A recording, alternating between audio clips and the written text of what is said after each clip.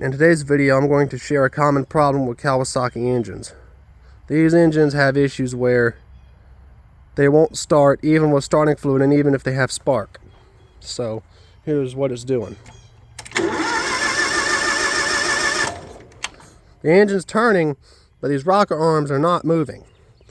And this engine has these rocker arms for the engine to breathe, to burn, for the air to get in the combustion chamber to burn the fuel, because fuel needs oxygen to burn.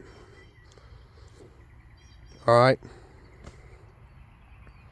So either the gear is busted, in other words it's broken, or the teeth are stripped on the gear.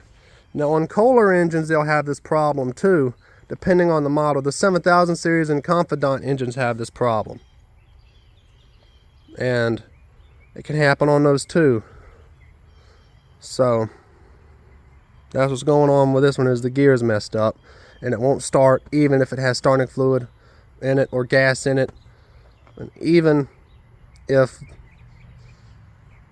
it has spark. Now that's what's going on with this engine.